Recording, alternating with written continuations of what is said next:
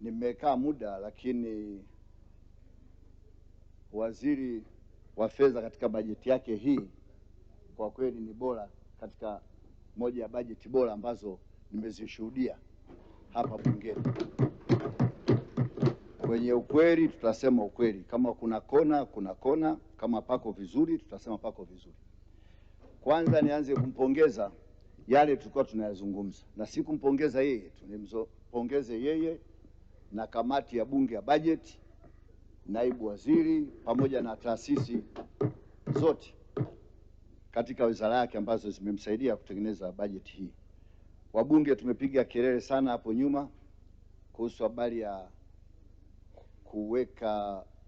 kutoa ushuru kwenye mafuta ya kutoka nje. Hapa nimeona umeweka ushuru ili kulinda viwanda vya ndani. Kwenye pamba nimeona hivyo hivyo, umelinda viwanda vyetu vya ndani vya nguo. Kwenye matunda, yani kila sehemu umegusa kwa ajili ya maslahi ya nchi na viwanda vya ndani ya nchi. Huo sasa, ukisikia uzalendo na uadilifu, ndio huo uzalendo. Sio mkija hapa mnatuletea misamaha tu, fulani kapata msamaha, msamaha huu.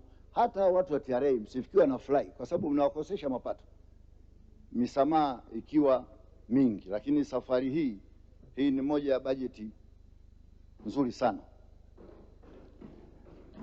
Lakini mheshimiwa, katika ukurasa wa 84 kipengele cha 6 tulikuwa pale ni kama ombi. Sasa hivi tumeona umeandika kwamba bidhaa za pikipiki au pikipiki tuseme labda ni ushuru kuongeza 5% za moto, na kupongeza kwamba kuna pikipiki za umeme umezitolea ushuru, lakini sasa hivi nyingi ni pikipiki ambazo zinatumia mafuta. Kwa sasa hivi pikipiki kwa Tanzania, pamoja na kuwa zinaleta matatizo ya accident na mambo mengine, lakini sio kitu cha anasa. Huko vijijini hizi ndio wanatumia kama ambulance. Pikipiki huko vijijini ndio wanatumia kubebea mizigo. Na sasa hivi pikipiki kwa Tanzania imechukua badala ya baskeli.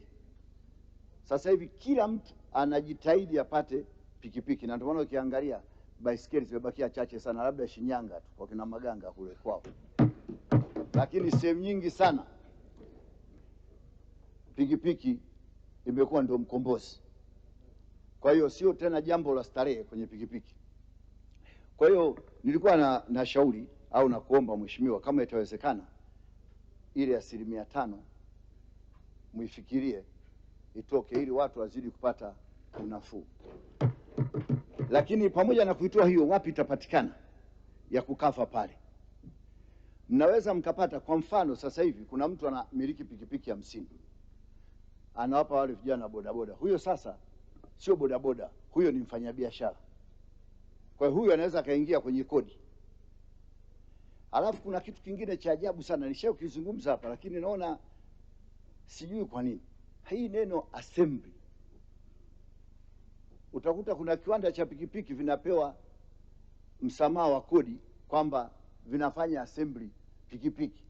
Sasa mbona sijawahi kuona hata tairi wala spoku inatengenezwa hapa Tanzania? Sasa hii assembly ni nini? Pikipiki zote zinapokuja hamna mtu anaagiza pikipiki inakuja inatembea, zote lazima zije zifanyiwe assembly Tanzania. Kwa hiyo ni kuondoa hii misamaha ya assembly. Hii visingizio kwamba assembly inaleta ajira si kweli, kwa sababu pikipiki yoyote, hakuna pikipiki inayokuja bila kuwa kwenye box ambayo iko tairi peke yake, kila kitu peke yake, lazima ifanywe assembly. Kwa hiyo ajira wa Tanzania watapata Wagairo, watapata wa Buchosa, watapata Wakatavi, watapata kila sehemu, kwa sababu zinakuja kwenye box. Sasa haina haja eti kiwanda hichi mnawapa assembly alafu mnawapunguzia ushuru. Hiyo ni kupoteza mapato. Kwa hiyo ingetoka watu wote, kwa sababu hata ukiwapa hiyo assembly na mkiwapunguzia, kwa wananchi hawafaidiki, bado bei ni ile ile tu, sawa na wale wanaeleta bila kufanya assembly ambao wanalipa ushuru mkubwa. Kingine kwenye license hizi za za waendesha pikipiki. Sasa hivi mifumo inasomana kati ya TRA, chuo na polisi. Sasa utashangaa chuo anatakiwa dereva bodaboda aende akasome $100,000. Alafu akienda pale gharama ya testi polisi shilingi 3,000, lena shilingi 10,000, license TRA shilingi 70,000, ukijumlisha $183,000. Sasa bodaboda gani huyu anaweza kalipa hiyo hela? Baki tuzungumze sasa. Mheshimiwa, kwanza hebu tuseme wabunge hapa, tuseme kweli, nyinyi mmesha kuona wapi chuo kinafundisha bodaboda? Mmeona bodaboda na lena anafundishwa chuoni yupi? Kama sio uwizi wa kijinga kabisa wanayofanya watu wenye vyuo hawa, wanatoa certificate bila wale watu kwenda kusoma. Nani ameshawahi kuona bodaboda anaenda kujifundisha kwenye chuo? Tuna polisi kata, kila kata. Tunashukuru jeshi la polisi kwa kuweka polisi kata. Si polisi kata wanawapa semina na sheria za barabarani, fanya hichi, fanya hichi. Ni bora hata hiyo posho 10,000 ale polisi kata awaite, awafundishe. Baada ya hapo atoke pale aende apewe kibali, aende akakate license. Kama 70,000 bora akaingie mapato ya TRA, na kama itawezekana hata kule TRA nako mpunguze, mfanye 50,000 license bila kupitia chuo bila nini. Hapa sasa hivi Mheshimiwa Mwenyekiti, 90% ya bodaboda hawana license. Sasa angalia na wingi wa bodaboda, lakini vikwazo ni bei. Je, kama wangefanyiwa 50,000 pale na bila milolongo hiyo, serikali ingekusanya mapato mangapi? Ingekusanya mapato mengi sana kuliko hata ile 5% ambayo mmeweka pale kwenye ushuru wa pikipiki. Lingine la mwisho, Mheshimiwa ana kazi ya ziada. Mheshimiwa Mwenyekiti, Mheshimiwa Waziri ana kazi ya ziada, kwa sababu wizara zote zinaomba pesa kwake yeye. Yeye kazi yake anakusanya, TRA wanakusanya, alafu huku kama wizara zote msitegemee kwamba kila kitu rais ndo aje asimamie. Hata tunaposema labda machinga wamezidi, sio mnangoja eti kwamba machinga wa Kichina, machinga wa kabila fulani, wa nini, wa nje. Nimeona hata mheshimiwa aliyopita hapa amezungumza haya masuala ya Korea wa nini. Anayetakiwa kuzungumza sio mheshimiwa rais. Nyinyi wenye mamlaka na hizo wizara zenu ndio mnatakiwa mtoe matamko hayo.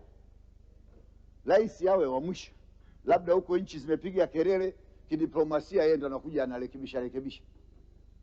Sasa na mwenyekiti kwenye wizara ya fedha, watu wote wanachukua pesa kutoka wizara ya fedha, wanalalamikia kupata pesa kutoka wizara ya fedha, lakini matumizi yanakuwa makubwa sana huku chini. Kama matumizi yanakuwa makubwa sana, basi na wizara ya fedha mngekuwa na kitu maalum, chombo maalum kinachochunguza kabla ya kugawa hizo fedha kwenye mawizara au kwenye sehemu fulani au taasisi fulani. Mwe mnajiridhisha kwamba hapa tunataka tupeleke hela ya daraja mahali fulani. Je, hili daraja bilioni 10 imetumika kweli bilioni 10? Au tulipeleka bilioni 5? Hizi bilioni 5 zimetumika, tupeleke zingine? Maanake msipoangalia hivyo itakuwa hela zinachukuliwa lakini matumizi yanakuwa mengi. Sasa hapa tunasema tu mwaka huu tutakusanya kiasi fulani, mwaka huu tunakusanya kiasi fulani, lakini je, matumizi yetu tunayadhibiti vipi? Tunayadhibiti vipi matumizi ya huku sehemu nyingine? Na sio wizara tu zingine, hata nyinyi wenyewe wizara ya fedha wenyewe mnadhibiti vipi matumizi haya? Kwa mfano matumizi ya magari. Manake unaweza ukawa na gari la mtu binafsi likatumia kwa miaka 5 la mbunge, na mbunge anakwenda huko maporini kila sehemu, lakini akatumia service labda ya milioni 20-30, lakini gari ya serikali kwa miaka 5 likatumia service kama na karibia nusu ya bei ya gari. Hiyo nimetoa mfano, lakini vipo sehemu nyingi sana ya vitu ambavyo matumizi yake yanakuwa makubwa. Sasa tunapokusanya pesa, tunapotoa ushauri wa mapato, waheshimiwa wabunge, na matumizi nayo tuwe tunayaangalia kiasi cha kutosha. Nashukuru sana, naunga hoja mkono. Asante.